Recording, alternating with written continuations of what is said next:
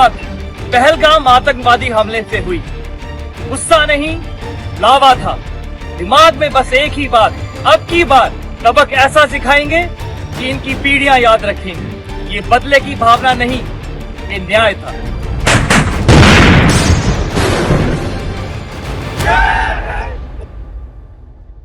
पाकिस्तान की सेना ऑपरेशन सिंदूर में खिसियाहट के बाद अमृतसर के पवित्र स्वर्ण मंदिर पर हमला करना चाहती थी। ये आज की बड़ी खबर है।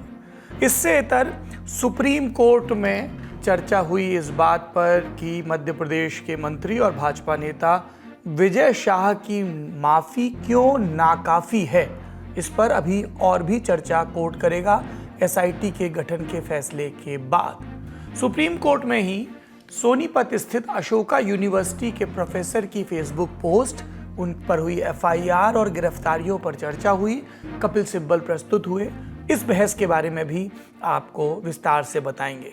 आपको बताएंगे कि देश भर में 12 लोगों को, जिसमें एक मशहूर ट्रैवल यूट्यूबर भी शामिल है, पाकिस्तान के लिए जासूसी करने के इल्ज़ाम में क्यों गिरफ्तार किया गया। ये कौन लोग हैं, इन पर क्या इल्ज़ाम है। इससे इतर इलाहाबाद हाई कोर्ट में संभल की जामा मस्जिद के सिविल सर्वे को लेकर क्या फैसला आया, ये बताएंगे। और ये भी कि देश की क्रिकेट की सर्वोच्च संस्था यानी बीसीसीआई ने पाकिस्तान का बायकॉट करते हुए एशियन क्रिकेट से जुड़ा कौन सा बड़ा फैसला लिया है। नमस्कार, सौरभ द्विवेदी नाम है हमारा और आप देखना शुरू कर चुके हैं Lalan top show. Brought to you by Candid, Sensodyne K and American Pistachios. Candid Dusting Powder, 4 skin problems का एक expert solution. Candid Dusting Powder, हटा खुजली, लगा कैंडिड। 19 मई की सुबह भारतीय सेना ने पाकिस्तान की एक साजिश का खुलासा किया और बताया कि ऑपरेशन सिंदूर से पड़ोसी खिसिया गया था, जिसके बाद 8 मई को अमृतसर के गोल्डन टेम्पल स्वर्ण मंदिर यानी पवित्र दरबार साहब को निशाना बनाने की कोशिश हुई। भारत के एयर डिफेंस सिस्टम ने इस हमले को नाकाम कर दिया। सुनते हैं इस पर सेना को। 7 मई की रात को हमने पुख्ता जानकारी मिली कि पाक किसी भी उचित और वैध टारगेट के ना होने के कारण भारतीय सैन्य ठिकानों को और सिविल इलाकों को, खास तौर पर धार्मिक स्थलों को निशाना बनाएगा। इसमें अमृतसर में स्थित गोल्डन टेम्पल सबसे अहम था। हमें अतिरिक्त जानकारी ये भी मिली कि गोल्डन टेम्पल के ऊपर वो भारी तादाद में ड्रोन और मिसाइल से हमला करेगा। इसीलिए हमने तुरंत आधुनिक, अतिरिक्त एवं उपयुक्त एयर डिफेंस को उपलब्ध कराया और रणनीति के अनुसार गोल्डन टेम्पल को चारों ओर से एयर डिफेंस की सुरक्षा दी गई। 8 मई की सुबह को अंधेरे में पाक ने अनुमान अनुसार ड्रोन और मिसाइल के जरिए से सभी सैन्य एवं सिविल ठिकानों पे और खास तौर पे गोल्डन टेम्पल पे भारी तादाद से ड्रोन का हमला किया। क्योंकि हम इसके लिए तैयार थे, तो भारतीय सेना के आर्मी एयर डिफेंस के सतर्क और सशक्त योद्धाओं ने पाकिस्तान के नापाक इरादों को पूरी तरीके से ध्वस्त करते हुए ड्रोन और मिसाइल हमले को पूरी तरह से विफल कर दिया। सेना ने इस दौरान एयर डिफेंस सिस्टम का डेमो भी दिया। विजुअल्स आपकी स्क्रीन पर चल रहे हैं। इसमें देश के भीतर बनाया गया आकाश एयर डिफेंस सिस्टम और L-70 एयर डिफेंस गन्स भी शामिल हैं। पिछले कई कार्यक्रमों में हमने आपको भारत के एयर डिफेंस सिस्टम के बारे में बताया है। अब आकाश के बारे में थोड़ा सा संक्षिप्त में जानते हैं। आकाश को DRDO ने डेवलप किया है। भारत डायनेमिक्स लिमिटेड BDL और भारत इलेक्ट्रॉनिक्स लिमिटेड यानी BEL जैसी कंपनियां इसका प्रोडक्शन करती हैं। S-400 और बराक 8 के साथ मिलकर ये काम करता है। Short to medium range surface to air missile system के तौर पर 25 से 40 किलोमीटर की रेंज में दुश्मन के लड़ाकू जहाज़ों, ड्रोन्स और मिसाइलों को तबाह करता है। इससे निकली मिसाइलें ध्वनि की रफ्तार से 3 गुना तेज चल सकती हैं। इसमें लगा रडार 64 टारगेट को एक साथ ट्रैक कर सकता है। पूरा सेटअप एक ट्रक पर होता है, आसानी से कहीं भी तैनात किया जा सकता है। सेना की ये ब्रीफिंग सुनने के बाद आपके मन में सवाल आ रहा होगा कि पाकिस्तान सिखों के पवित्र स्थल को निशाना बनाने का मंसूबा क्यों पाल रही है। हम सभी जानते हैं कि 70 के दशक से ही पाकिस्तान खालिस्तानी आंदोलन को और फिर उससे जन्मे चरमपंथ को बढ़ावा देने का काम कर रही है। और ज्यादा जानकारी के लिए रुख करते हैं एक्सपर्ट्स का। शुरू से अगर आप देखो 1980 से लेके आज तक उनका एक ही प्लान रहा है कि कैसे किस तरह से सिखों को उकसाया जाए और भारत से अलग किया जाए। खालिस्तान की जो पूरी मूवमेंट है उसमें पाकिस्तान आर्मी की जो ISI है उस पूरी तरह से लगी हुई है। इतने सालों से 40 सालों से ये जो खालिस्तानी एलिमेंट्स है आज भी उनको शरण दिया जा रहा है पाकिस्तान में। और जाहिर बात यह है कि इस अटैक से वो सिखों को, न कि इंडिया में लेकिन पूरे देश में, पूरी दुनिया में, वो ये कहना चाहते हैं कि किस तरह से सिखों के सबसे पवित्र स्थल को भारत सरकार सुरक्षा करने में नाकाम है। तो इसी एक मंसूबे से उन्होंने इस पूरे प्लान को अंजाम देने की कोशिश की, कम्युनल हेट्रेड फैलाने में भारत में, न कि भारत में लेकिन दुनिया भर में जहां भी सिख समुदाय प्रेजेंट है वहां पर ये इस तरह के जो विजुअल्स है वो दिखाना चाहते थे कि किस तरह से गोल्डन टेम्पल पे अटैक हुआ और भारत सरकार पूरी तरह से इसे प्रोटेक्ट करने में नाकाम हो गई। तो वही उनका एक one plan, single point agenda यही। बात भारतीय सेना के शौर्य की हो रही है तो एक और जानकारी है। पत्रकारों को भारतीय सेना अंतर्राष्ट्रीय सीमा से लगी कुछ फॉरवर्ड पोस्ट पर ले गई। यहाँ पर तैनात जवानों ने हमसे बात की और बताया कि कैसे उन्होंने बहादुरी से पाकिस्तानी मिसाइलों और ड्रोन्स को चकनाचूर किया, साथ ही कैसे पाकिस्तान के हाइब्रिड लॉन्च पैड्स को तबाह किया। हाइब्रिड लॉन्च पैड्स का मतलब जहां से पाकिस्तानी सेना गोलीबारी करके आतंकियों की घुसपैठ करवाती है। तमाम तरीके से ज़मीनी और आसमानी हर तरीके से हमने जो आतंक को जो मुंह तोड़ जवाब दिया था, पहलगाम आतंकी हमले का बदला लिया हमने। उसके बाद पाकिस्तान बौखलाया और उसने इस पोस्ट पे, आप ये देख रहे हैं इंडियन आर्मी की फॉरवर्ड पोस्ट है, और राशिद से मैं कहूँगा कि वो पीछे की वो पोस्ट फेंसिंग दिखाएं, वो जो लाइन ऑफ कंट्रोल है ये आप देख सकते हैं काफ़ी करीब है लाइन ऑफ कंट्रोल के। ये मतलब हमारे जवान फर्स्ट लाइन ऑफ डिफेंस की तरह यहाँ काम करते हैं। जो हमारे देश में अगर किसी को भी घुसना है, जैसे आप देख सकते हैं कि लाइन ऑफ कंट्रोल है वो भी हमारा ही देश है, बस वहाँ पाकिस्तान कब्जा करके बैठा है। अंतर ये है इस पार और उस पार में। और ये हमारे जवान आप देख सकते हैं कि जैसे ही अभी इन्होंने आपको जो ये सामने इनके मोटार पोजीशन है, जैसे ही दुश्मन का अटैक होता है तो मोटार से हमारे जवान इन पे ऐसा जवाब देते हैं जिस तरीके से इन्होंने भी ड्रिल दिखाई थी, ड्रिल कर रहे थे ये जवान अभी, और इनकी ड्रिल बराबर चलती रहती है कि किस तरीके से कभी भी हमला हो सकता है, क्योंकि 1 से 2 अगर आप दुश्मन को देख रहे हैं तो दुश्मन भी आपको देख रहा है। और जैसा कि हमारी फौज का मोटो है, एक गोली एक दुश्मन, तो वैसे ही हमारे जवानों का इस पोजीशन का जो मोटार से हमारे हमला करते हैं जवान, उनका लक्ष्य होता है एक गोला एक बंकर। तो आपने देखा कि किस तरीके से हमारे जवान यहाँ से लगातार पाकिस्तान को मुंह तोड़ जवाब दे रहे हैं ऑपरेशन सिंदूर के बाद से। ये तो बात थी भारतीय सीमाओं की, भारतीय सेना के एक्शन की। अब देश के भीतर चल रहे एक्शन की बात एक के बाद एक गिरफ्तारियां हो रही हैं। पाकिस्तान के लिए जासूसी के आरोप में अब तक 12 लोग गिरफ्तार किए जा चुके हैं। हरियाणा से 5, पंजाब से 6 और यूपी से 1। इन आरोपियों में सबसे ज़्यादा चर्चा हुई हिसार की रहने वाली ज्योति मल्होत्रा की। ज्योति को 16 मई को गिरफ्तार किया गया। इसके बाद पुलिस कई चीज़ें बता चुकी, मसलन वो पाकिस्तानी एजेंटों के संपर्क में थी, उसे एसेट के तौर पर डेवलप किया जा रहा था और उसे पाकिस्तान की पॉजिटिव छवि बनाने की जिम्मेदारी मिली थी। पुलिस की बात सुनते हैं। जो मॉडर्न वॉरफेयर है, it is not fought only on the border. तो एक नया जो मॉडस ऑपरेंडी जो एमओ हमें पता चला है कि जो पीआईओज हैं वो कुछ सोशल मीडिया इन्फ्लुएंसर्स को रिक्रूट करने की कोशिश कर रहे हैं, और जहाँ पे वो अपने सॉफ्ट पुश के थ्रू अपने नैरेटिव चलाने की कोशिश कर रहे हैं। तो उसी क्रम में ये हमें सेंट्रल एजेंसी से इनपुट मिला था, उस पर हमने काम किया। तो ज्योति मल्होत्रा जो कि रेजिडेंट है हिसार की, उसको हमने अरेस्ट किया। तो she was in touch with PIOs and she had also visited Pakistan multiple times, और she had also visited China once, और उसे हमने परसों अरेस्ट किया है और उसकी हमने अभी 5 दिन के पुलिस रिमांड के लिए। तो उसमें जैसे उसकी पूछताछ चल रही है, जो इन्वेस्टिगेशन है वो चल रहा है अभी, और जो उसके फाइनेंशियल ट्रांजैक्शंस है उसको हम एनालाइज कर रहे हैं। जो भी उनके ट्रैवल डिटेल्स हैं, कहाँ गए हैं, किस किस से मिले हैं, वो सब एनालाइज कर रहे हैं। We are in touch with central agencies, और उनके कोऑर्डिनेशन के साथ हम इसको काफ़ी गंभीरता से इसकी हम अनुसंधान कर रहे हैं। अब जानते हैं गिरफ्तार हुए लोग हैं कौन।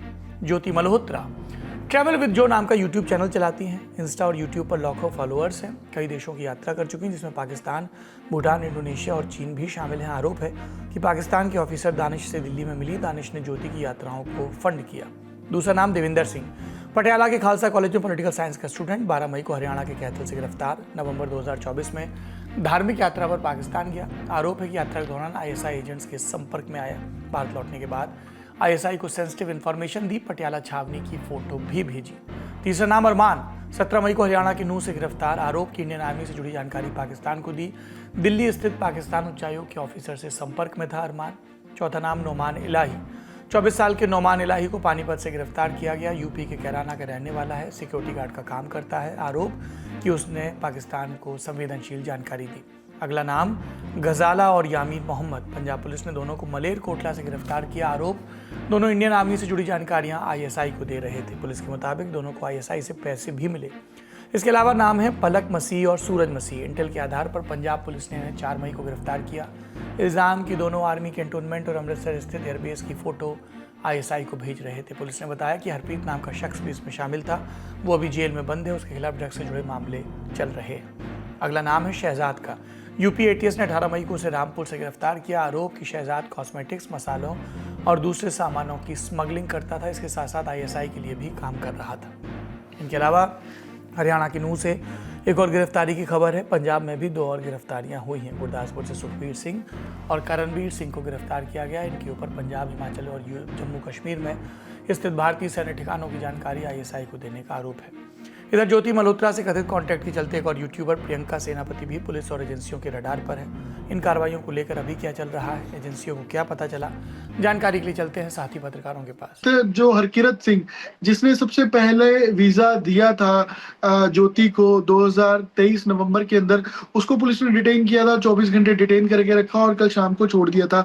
उससे हमने बातचीत की तो उस हरकिरत सिंह का भी यही कहना था कि एक दफा उसने वीजा जरूर दिलवाया, क्योंकि वो जत्थे के अंदर जो बैसाखी के समय जत्था जाता है पाकिस्तान, उस समय जाना चाहती थी। डीसी के जरिए उसने फाइल लगाई और वो उसने जाके एम्बेसी के पास दानिश के जरिए वीजा लगवा दिया। लेकिन उसके बाद उसने खुद एस्टैब्लिश खुद को ऐसे कर लिया अपने लिंक्स को दानिश के साथ या पाकिस्तान के जो पीआईओज हैं उनके साथ, या फिर वो उस ट्रैप में फंस गई कि वो उनके लिए जासूसी करना उसने शुरू कर दिया। तो ये रिसेंट डेवलपमेंट्स है और इसमें 11 कुल लोग हैं अब तक जो सामने आए हैं, जो या जिसके बारे में पुलिस ने डिस्क्लोज किया है कि ये जासूसी कर रहे थे अलग अलग जरिए, और इसमें लोग ट्रैप भी हो रहे थे। हरकिरत सिंह जिनकी मैं बात कर रहा था, उनसे भी बकायदा पूरी एजेंसीज ने जब पूछताछ की, ये डिटेल ली है कि यहाँ पर कमेटी में कौन कौन है। 2011 से जब से वो काम कर रहे हैं 7000 लोगों को पाकिस्तान जत्थे के रूप में भेज चुके हैं। तो वहां पर पर्सन ऑफ कॉन्टेक्ट कौन है और उनकी क्या किसी पाकिस्तान की खुफिया एजेंसी में इन्वॉल्वमेंट है वहां के लोगों की या नहीं, जिनके साथ वो कॉन्टेक्ट में है। और सबसे बड़ी बात जो मुख्य बिंदु है कि दानिश और फाइनेंशियल जो गिव एंड टेक है वो किस तरीके का इन 10 से 11 लोग जो पकड़े हैं इनका रहा है, और इनके कनेक्शन के लोग कौन कौन से और हैं। SLS और पैराबेन गॉन तो उसका करंट ऑन। What then? इसके पोटेशियम आयंस करें ट्यूब का करंट गॉन, लाइव का करंट ऑन। इन गिरफ्तारियों के साथ एक कानून का भी बहुत जिक्र हो रहा है जिसे कहते हैं ऑफिशियल सीक्रेट्स एक्ट। जरा इसको जानते हैं। अंग्रेजों के ज़माने का कानून है। सबसे पहले 1889 में बना इंडियन ऑफिशियल सीक्रेट एक्ट के तौर पर नोटिफिकेशन हुआ। उस समय वायसराय था कर्जन। 1904 में उसने इसे संशोधित करके और कड़ा बनाया। इसकी धाराओं 3 और 5 पर नजर डालिए जो ज्योति मल्होत्रा पर लगाई गई हैं। कोई व्यक्ति अगर भारतीय राज्यों के हितों के खिलाफ जाता है, किसी प्रतिबंधित इलाके की रेकी करता है, किसी तरह का स्केच, प्लान, नोट या मॉडल तैयार करता है, राज्य की ऐसी गुप्त जानकारियां दुश्मनों को देता है, तो उसे इस कानून के तहत दोषी माना जाएगा। अगर ये जानकारियां थल, वायु या नौसेना से जुड़ी हैं या फैक्ट्रीज, माइनफील्ड, शिप या डॉकयार्ड से जुड़ी हैं, तो दोषी व्यक्ति को 14 साल की कैद हो सकती है। इन जानकारियों के अलावा दूसरी जानकारियों के लिए सजा 3 साल तक की हो सकती है। बात कानून की हो रही है तो सुप्रीम कोर्ट का रुख करते हैं, जहां 19 मई के दिन मध्य प्रदेश के मंत्री और भाजपा नेता विजय शाह को फटकार लगी। हम जानते हैं कि कर्नल सोफिया पर भाजपा के नेता विजय शाह ने अपमानजनक टिप्पणी की थी, उसके बाद आलोचना हो रही थी। हालांकि भाजपा ने अभी तक उन पर कोई कार्रवाई नहीं की है।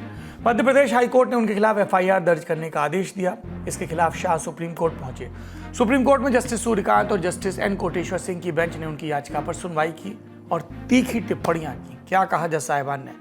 आपके बयान ने पूरे देश को शर्मसार किया है। हमारा देश संविधान से चलता है और ये हर किसी के लिए बराबर है। हमें आपकी माफ़ी की ज़रूरत नहीं है। हम जानते हैं कि कानून के अनुसार आपके साथ कैसे निपटना है। आप कुछ गलत करते हैं और फिर माफ़ी मांगकर कोर्ट आ जाते हैं। क्या ये रवैया ठीक है? माफ़ी का कुछ मतलब होता है। कुछ लोग बहुत नरम शब्दों में नकली माफ़ी मांगते हैं जिससे सज़ा से बच सकें, और कुछ लोग तो मगरमच्छ के आंसू बहाते हैं। हमें समझना चाहेंगे आपका मामला इनमें से कौन सा है। आप एक पब्लिक फिगर हैं, आपको अपने शब्दों को तौल कर बोलना चाहिए। अगर आपने ऐसी बातें कही हैं तो आपको सावधान रहना चाहिए। आपकी वीडियो को देखने से लगता है कि आप बहुत गंदी भाषा का इस्तेमाल करने वाले थे, लेकिन या तो आपको समझ आ गया या आपको सही शब्द नहीं मिला। कोर्ट में विजय शाह की तरफ से पैरवी कर रहे थे वकील मनिंदर सिंह। उन्होंने दलील दी कि शाह की माफ़ी सच्ची थी, लेकिन कोर्ट ने इसे खारिज कर दिया। बेंच ने कहा, हम इस माफ़ी को स्वीकार नहीं करते क्योंकि ये केवल बचने के लिए है। कोर्ट ने विजय शाह को फौरी तौर पर राहत देते हुए उनकी गिरफ्तारी पर फिलहाल रोक लगा दी। साथ ही एक विशेष जांच टीम यानी SIT बनाई, जिसमें 3 IPS अधिकारी होंगे। एक अधिकारी का महिला होना अनिवार्य है। उन्हें इस जांच में शामिल होने के निर्देश दिए गए। शाह को SIT 28 मई तक स्टेटस रिपोर्ट दाखिल करेगी। सुप्रीम कोर्ट से एक और बड़ा अपडेट आया।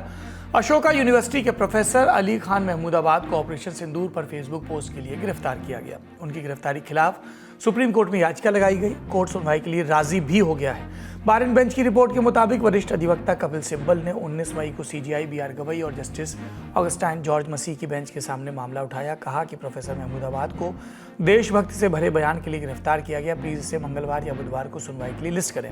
CJI गवई ने उनकी मांग मान ली और याचिका को लिस्ट करने का निर्देश दिया। अब सुप्रीम कोर्ट अगले 2 दिनों के भीतर इस मामले की सुनवाई करेगा। लेकिन ये गिरफ्तारी किस बात को लेकर हुई? कौन है प्रोफेसर अली खान महमूदाबाद? 42 साल के अली खान महमूदाबाद हरियाणा के सोनीपत में स्थित अशोका यूनिवर्सिटी में पॉलिटिकल साइंस के हेड हैं, HOD हैं।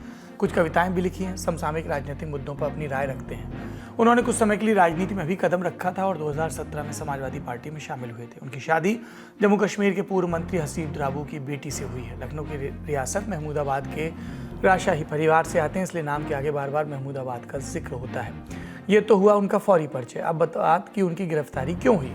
प्रोफेसर के खिलाफ 2 अलग अलग FIR हैं। पहली FIR हरियाणा में भाजपा युवा मोर्चा के महासचिव योगेश जठेरी की शिकायत पर हुई। इसमें भारतीय न्याय संहिता यानी BNS की धाराएं 196 नफरत फैलाना, 197 राष्ट्रीय एकता खिलाफ बयान, 152 भारत की अखंडता को खतरा, 299 धार्मिक भावनाओं को भड़काना जोड़ी गई हैं। दूसरी FIR हरियाणा महिला आयोग की अध्यक्ष रेणु भाटिया की शिकायत पर हुई। इसमें BNS की धाराएं लगाई गई, 353 यानी अशांति फैलाना, 79 यानी महिलाओं का अपमान, 152 यानी भारत की अखंडता को खतरा। हरियाणा महिला आयोग ने कहा कि महमूदाबाद की सोशल मीडिया टिप्पणियां भारतीय सेना की महिला अधिकारियों का अपमान करती हैं और सांप्रदायिक अशांति फैलाती हैं। आयोग ने उन्हें कारण बताओ नोटिस भी जारी किया था। प्रोफेसर महमूदाबाद को उनके घर से 18 मई को गिरफ्तार किया गया। 2 दिन की पुलिस हिरासत में भी भेजा गया। लेकिन उन्होंने फेसबुक पर लिखा क्या था, ये भी जानते हैं। 8 मई को लिखे अपने पोस्ट में उन्होंने लिखा, ऑपरेशन सिंदूर से भारत ने पाकिस्तान को संदेश दिया कि अगर तुम अपने आतंकवाद की समस्या से नहीं निपटते तो हम निपटेंगे। नागरिकों की मौत दुखद है, इसलिए युद्ध से बचना चाहिए। युद्ध की बात करने वालों ने ना तो युद्ध देखे, ना ही संघर्ष क्षेत्र में रहे हैं। इतने सारे दक्षिणपंथी टिप्पणीकार कर्नल सोफिया कुरैशी की तारीफ कर रहे हैं, ये देखकर मैं खुश हूँ। लेकिन इसी तरह से मॉब लिंचिंग, बुलडोजर और बीजेपी के नफरती प्रचार के पीड़ितों को लेकर आवाज़ उठाई जानी चाहिए। इन लोगों को भी भारतीय नागरिकों के तौर पर सुरक्षा दी जाए। 2 महिला अधिकारियों को एक साथ बिठाकर की गई ये मैसेजिंग अच्छी है, लेकिन इसे हकीकत में बदलना चाहिए, नहीं तो ये केवल ढोंग है। आप प्रोफेसर अली खान की पूरी पोस्ट स्क्रीन पॉज करके भी पढ़ सकते हैं। इस पोस्ट को लेकर हरियाणा राज्य महिला आयोग ने जब समन जारी किया तो उनके खिलाफ करीब 1200 लोगों ने इस समन के खिलाफ एक साझा चिट्ठी लिखी थी। इसके जरिए इन लोगों ने प्रोफेसर अली खान का समर्थन किया और हरियाणा राज्य महिला आयोग से समन वापस लेने की मांग की थी। उन्हें हिरासत में ले जाने की खबरें सामने आते ही कई पत्रकारों और राजनेताओं ने भी पोस्ट किया। कांग्रेस अध्यक्ष मल्लिकार्जुन खड़गे ने एक्स पर लिखा, अशोका यूनिवर्सिटी के प्रोफेसर अली खान महमूदाबाद की गिरफ्तारी दिखाती है कि भाजपा उन सभी लोगों से डरती है जो उसकी बात का समर्थन नहीं करते हैं। RJD के सांसद मनोज कुमार झा ने भी लिखा कि सच्चा लोकतंत्र वो है जहां खुले विचारों के लिए आपको दबाया न जाए। TMC की सांसद महुआ मोहित्रा ने भी प्रोफेसर की गिरफ्तारी के खिलाफ कोर्ट जाने की बात कही है। उधर बीजेपी नेता और बसपा से पहले सांसद रहे रितेश पांडे ने भी प्रोफेसर के समर्थन में एक्सपोज लिखी और कहा, प्रोफेसर अली खान महमूदाबाद की गिरफ्तारी दुर्भाग्यपूर्ण है। मैं उन्हें व्यक्तिगत रूप से जानता हूं। वो बहुत भले और समझदार व्यक्ति हैं। राष्ट्र के प्रति उनके समर्पण पर कोई प्रश्न चिन्ह नहीं लगाया जा सकता। अपनी सोशल मीडिया पोस्ट में उन्होंने ऐसी कोई बात नहीं कही जिसके लिए पुलिस में शिकायत की जाए या उन्हें गिरफ्तार किया जाए। हालांकि सोशल मीडिया पर कई लोग इस गिरफ्तारी को जायज़ भी ठहरा रहे हैं। ये गिरफ्तारी ऐसे वक्त हुई जब सोशल मीडिया को अखाड़ा बना दिया गया है और इसमें भारत के विदेश सचिव विक्रम मिश्री और उनके परिवार को भी नहीं बख्शा गया। ऑपरेशन सिंदूर की ब्रीफिंग के बाद से विक्रम मिश्री और कर्नल सोफिया कुरैशी लगातार कुछ कूड़ मगज लोगों के निशाने पर हैं, जबकि उन्होंने शांत और पेशेवर तरीके से आतंकवाद के खिलाफ भारत के मजबूत रुख को समझाया। उनकी ब्रीफिंग सटीक और बिना गलती के थी, जिसने देश को गर्व महसूस कराया। भारत के पूर्व राजनयिक विवेक काटजू ने द ट्रिब्यून में लिखे अपने एक लेख में इस प्रवृत्ति पर सवाल उठाया। क्या लिखते हैं काटजू? मिस्री की बेटी को भी निशाना बनाया जाना भारत के सभ्य समाज में न्यू लो है। सिविल सोसाइटी, राष्ट्रीय महिला आयोग और विपक्षी दल के नेताओं ने मिस्री और उनकी बेटी की ट्रोलिंग के खिलाफ आवाज उठाई, लेकिन केंद्र सरकार के किसी भी मंत्री ने अभी तक मिस्री की ट्रोलिंग या कुरैशी पर टिप्पणी की निंदा नहीं की है। सरकार ने न तो ट्रोल्स की पहचान करने की कोशिश की और न ही उनके खिलाफ कार्रवाई की। मिस्री के समर्थन में एक शब्द भी नहीं कहा। ये भारत की राजनीतिक परंपरा रही है कि नेता सिविल सेवकों को जनता के गुस्से का सामना करने देते हैं। भले ही फैसला नेताओं का हो, सरकार की चुप्पी एक खतरनाक मिसाल कायम कर सकती है। निशाना तो विंग कमांडर व्योमका सिंह को भी बनाया गया था। समाजवादी पार्टी के वरिष्ठ सांसद रामगोपाल यादव ने उनकी जाति का जिक्र किया था, जिस पर तमाम बीजेपी नेताओं ने उनकी टिप्पणी का प्रतिकार किया। लेकिन ये प्रतिकार विजय शाह या और दूसरे मामलों में उतना नहीं दिखा। हालांकि कुछ एक अपवाद भी हैं। मसलन उत्तर प्रदेश में भाजपा नेता और मंत्री असीम अरुण ने कर्नल कुरैशी पर हुई टिप्पणी का जमकर प्रतिकार किया एक फेसबुक पोस्ट के जरिए। तो इक्का दुक्का उदाहरण है। पर यह सवाल पूछा जा रहा है कि विजय शाह को इतने बयानों के बाद भी मध्य प्रदेश कैबिनेट से क्यों नहीं हटाया गया, और यह भी कि प्रोफेसर खान को सिर्फ एक पोस्ट के चलते गिरफ्तार क्यों कर लिया गया। सवाल यह भी उठे कि क्या सिर्फ विचारधारा विपरीत होने पर भी निशाना बनाया जा रहा है? क्या सरकार की आलोचना करने वाले नागरिकों की जगह सिर्फ जेल में है? जबकि विदेश सचिव विक्रम मिश्री ने पाकिस्तान को लोकतंत्र का पाठ पढ़ाते हुए कहा था कि नागरिकों द्वारा सरकार की आलोचना करना एक स्वस्थ लोकतंत्र की पहचान है, और उनके इस जवाब का सरकार के समर्थक और विरोधी धड़ों दोनों ने स्वागत किया था। बहरहाल ये सवाल हम आपके हिस्से छोड़ रहे हैं। बड़ी खबर यहीं तक, अब चलते हैं सुर्खियों पर।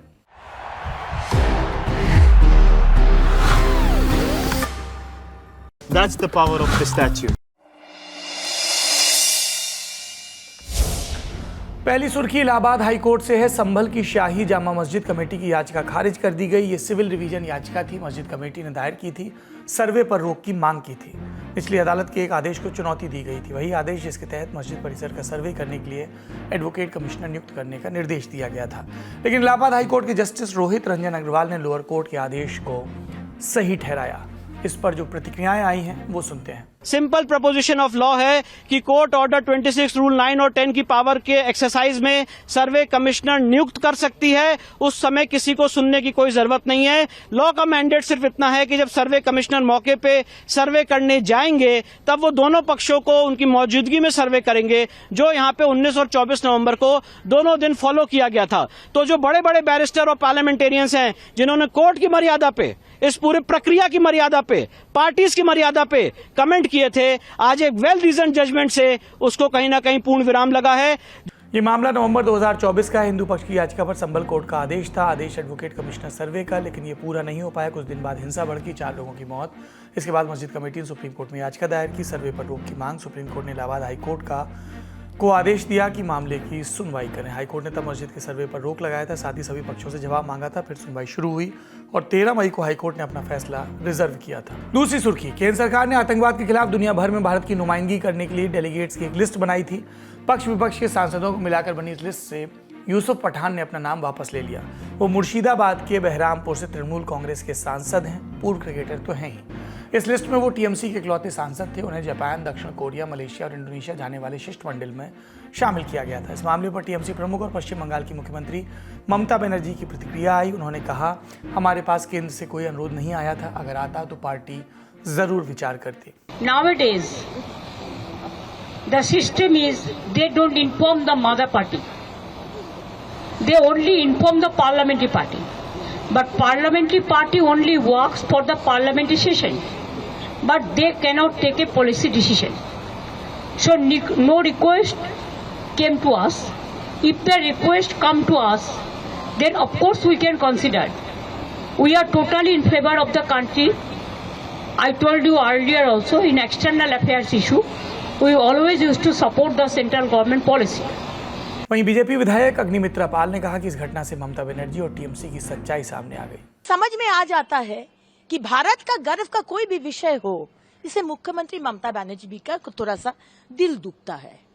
और इसमें भी वो अपना जो बोलता है ना, इतना दिन चुप थे, लेकिन अभी वो जैसे जानवर का दांत और क्या बोलते हैं नाखून निकल के आ जाता है ना, असलियत वो निकल के आ गया है।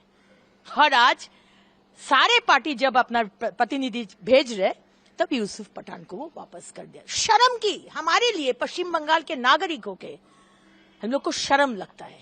तीसरी सुर्खी, बीसीसीआई ने एशिया कप से बाहर रहने का फैसला किया है। उन्होंने एशियाई क्रिकेट परिषद यानी एसीसी को अपने फैसले के बारे में बता दिया। पाकिस्तान के साथ जारी तनाव के बीच ये फैसला लिया गया।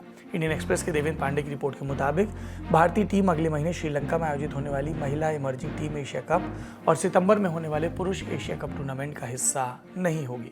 मौजूदा वक्त में पाकिस्तान के गृह मंत्री मोहसिन नकवी ACC की कमान संभाल रहे हैं। मोहसिन पाकिस्तानी क्रिकेट बोर्ड यानी PCB के अध्यक्ष भी हैं। BCCI का ये फैसला पाकिस्तान क्रिकेट बोर्ड को अलग थलग करने की रणनीति का हिस्सा है। इस प्रसंग पर BCCI से जुड़े सूत्रों ने अखबार से क्या कहा? भारतीय टीम किसी भी ऐसे टूर्नामेंट का हिस्सा नहीं होगी जिसका आयोजन ACC के जिम्मे है। ये देश की भावना है। हमने ACC को आने वाले महिला इमर्जिंग टीम में शेकअप से हटने के बारे में मौखिक रूप से बता दिया। भविष्य में उनके किसी भी आयोजन में भागीदारी नहीं की जाएगी। हम इस मुद्दे पर लगातार भारत सरकार के संपर्क में हैं। BCCI के इस फैसले के बाद सितंबर में भारत में आयोजित होने वाले एशिया कप पर सवालिया निशान लग गया है। भारत, बांग्लादेश, पाकिस्तान, अफगानिस्तान और श्रीलंका की टीमें इस आयोजन का हिस्सा होती थी। बोर्ड से जुड़े सूत्रों के मुताबिक BCCI को पता है कि भारत के बिना एशिया कप का आयोजन संभव नहीं, क्योंकि इस टूर्नामेंट के ज़्यादातर स्पॉन्सर भारत से हैं। इसके अलावा भारत पाकिस्तान के बीच होने वाले मुकाबले के बिना इसके आयोजन में ब्रॉडकास्टर्स की भी दिलचस्पी नहीं होगी। दिन की बाकी सुर्खियों के लिए न्यूज़ रूम का रुख करते हैं। उपराष्ट्रपति जगदीप धनखड़ ने कुछ सवाल उठाए हैं जस्टिस यशवंत वर्मा मामले को लेकर। सवाल ये कि इस मामले की जांच के लिए जो कमेटी बनाई गई 3 जजों की, वो तो उपराष्ट्रपति ने कहा है कि इस कमेटी का कोई लीगल सैंक्टिटी नहीं है। कुल मिलाकर उनका इशारा ये है कि जस्टिस यशवंत वर्मा पर कोई आपराधिक केस चल रहा है या नहीं, इस पर ये सवाल है। और उसके बाद उन्होंने बोला कि जो 3 जजेस की कमेटी बनी, हमें नहीं पता इसने कोई इलेक्ट्रॉनिक सबूत इकट्ठा किए या नहीं, और ये भी कि जब ये मामला आया तो 1 हफ्ते बाद हमें पता चला कि ऐसा कुछ हुआ है। और इस पर उनका सवाल था कि हमें नहीं पता कि इस तरीके के कितने मामले और आए हुए होंगे जो हमें नहीं पता चले। तो इसी का जिक्र करते हुए उन्होंने ये भी बोला कि ये पता लगाना बहुत ज़रूरी है कि ये पैसा कहाँ से आया, इसकी पेपर ट्रेल कहाँ तक जाती हैं, और बेसिकली जुडिशल सिस्टम में बड़ी मछलियाँ कौन है, इसके पीछे कौन है। और उपराष्ट्रपति का बयान ये तब आया जब 19 मई के दिन जस्टिस यशवंत वर्मा पर एक सुप्रीम कोर्ट से एक बड़ी अपडेट आई। क्या है अपडेट? हम जानते हैं कि अधिवक्ता मैथ्यूज निदुम्पारा लगातार ये मांग कर रहे हैं कि जस्टिस यशवंत वर्मा के खिलाफ FIR दर्ज की जाए, और इसके संबंध में उन्होंने एक याचिका भी दायर की हुई है सुप्रीम कोर्ट में। तो आज सुप्रीम कोर्ट में इस पर सुनवाई हुई और सुप्रीम कोर्ट ने कहा कि इस याचिका को सुनवाई के लिए लिस्ट किया जा सकता है अगर इसके डिफेक्ट दूर कर दिए जाएं। तो इस पर मैथ्यूज निदुम्पारा ने कहा कि वो अपनी याचिका को देखेंगे और इन डिफेक्ट्स को दूर करेंगे। तो कुल मिलाकर इस याचिका पर सुनवाई हो सकती है। आज का ललन टॉप शो यहीं समाप्त होता है। अपना और अपनों का ख्याल रखिए। शुभ रात्रि।